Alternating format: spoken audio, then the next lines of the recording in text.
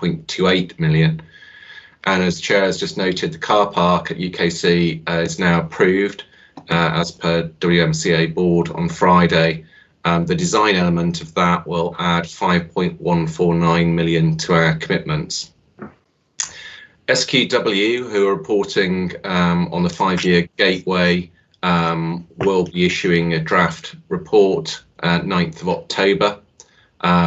We can therefore verbally comment on the contents of that on the 19th of October board, but we won't be able to issue a written report prior to that due to timings. WMCA will be producing a complementary report alongside the SQW report. Chair might wish to comment on that in a moment. I'll just complete this. So the forecast for drawings remains overly optimistic against the actual with 115.4 million variance. That's largely due to what's being reported by sponsors into our finance team, and obviously something to work on with sponsors to get that more accurate in future. IB dashboard, would you like me to continue with that, Chair? Yeah. So 59 projects recorded as having approved funding. Within these, there's various sub-projects. The intention is to continue splitting those out over time for easy monitoring, as agreed by Investment Board previously. There are only 3 on a red status for completion. Those are HS2 parallel designs, commitment of 9.8 million. We're expecting a change request imminently from Growthco / Solihull to change the date on that and extend it. Coventry City Centre South, that has been started, of course, and board will get an update during the course of this meeting. And lastly, the A46 Link Road, where the completion date will need extending, and Coventry have now confirmed in writing the 18 million match DFT funding. So it's a project that, subject to change request, is ready to go ahead. And that concludes the update. Thank you. Any questions for Ian before I just address the issue of SQW, which I'll just report back to you? Any indications?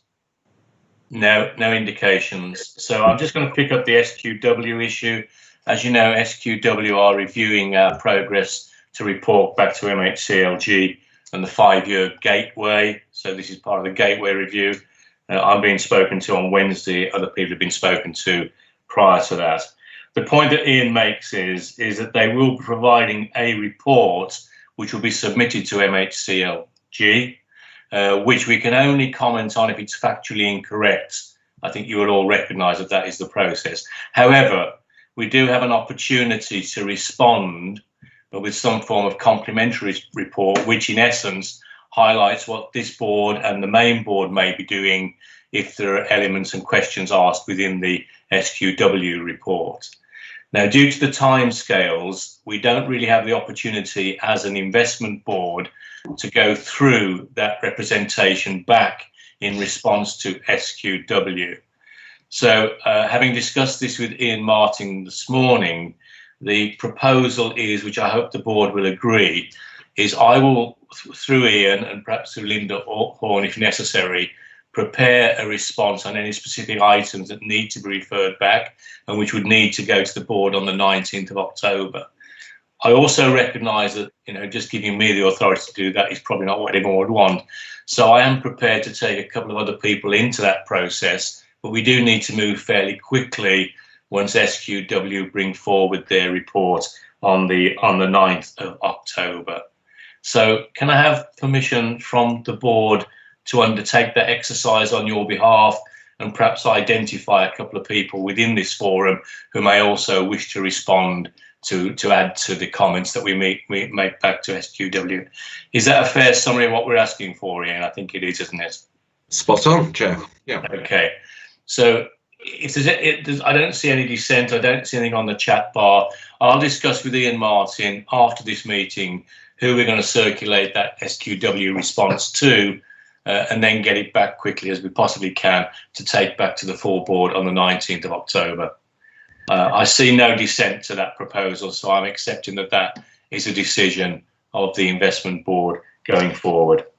Thank you.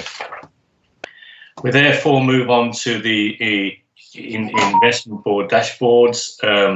Collective investment fund, first one. Nick, that's over to you. Are you going to present that for us, please? Yes, I will do, Chair. Yeah.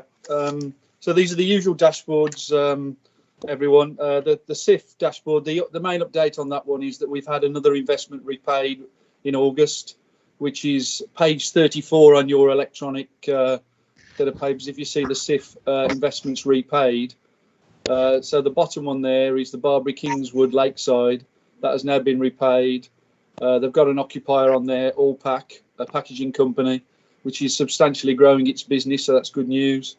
They've advised us there'll be 110 employees on site, so again, that's more jobs created than we anticipated. Overall, now on the SIF, we've had a number of investments repaid. I think it's 37 million in terms of facilities have been repaid now, so that's good news. There's no specific update on any of the other investments. So unless there's any questions at all. So just a comment, because that's an important point. 10 projects have now been repaid. It is 37.15 million, which has delivered 433 homes. And I think the figures are something like 4,000 jobs. Is that right, Nick? That's correct. Yeah. Which I think is quite an achievement from the board's perspective. So I think we are showing that where our investments are going, we are creating the jobs, we are delivering the homes. So any questions to Nick on the SIF dashboard?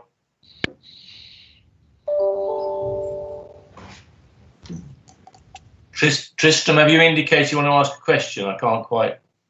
No, Chair. Quite happy. No, that's fine. Okay. All right. So I'm asking for acceptance of the SIF on the dashboard. Are we all okay with that? Yep. Fine. The next one is the Brownfield Land and Property Investment Fund. Nick, is that right? Yeah, that's correct. Yeah. There's no specific update on that, Chair. So happy to take any questions.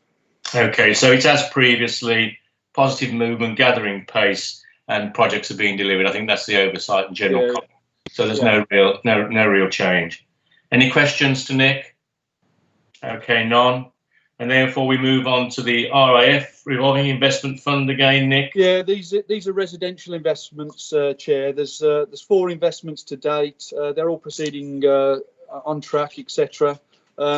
We are noticing quite a slowdown in the residential market, not in terms of sales, but in terms of work in progress. Developers seem to be anticipating there will be a slowdown in the marketplace in the forthcoming 6 months. So in terms of new transactions, we are seeing a slowdown. Conversely, on the SIF, we're seeing quite a healthy work in progress on industrial projects and logistics projects. So that tells you pretty much where the economy is going at the moment, really. Tristan, have you put your hand up? Yeah, I have. Yeah, thank you, Chair. Just a quick question, if I can. Are you seeing that slowdown? Are you seeing that across the board, or is that anticipation that would be more about city centre apartments than anything else? But are you saying we're seeing it across the board? Yeah, in terms of new land purchases, we're seeing developers just. I think what they're building out and carrying on with existing schemes, but in terms of new transactions, it is slowing down. In terms of sales values, the market is holding up very well. In fact, there's probably been an appreciation in sales value. So, for instance, on the Urban Splashport Loop, we are seeing more reservations on that scheme. So that's encouraging. It's just that I think we will see a slowdown in number of new builds next year if this continues. Thanks, Nick. Any further questions to Nick on that fund? No. We normally have the Black Country Land and Property Investment Fund as a standing item. There's no report.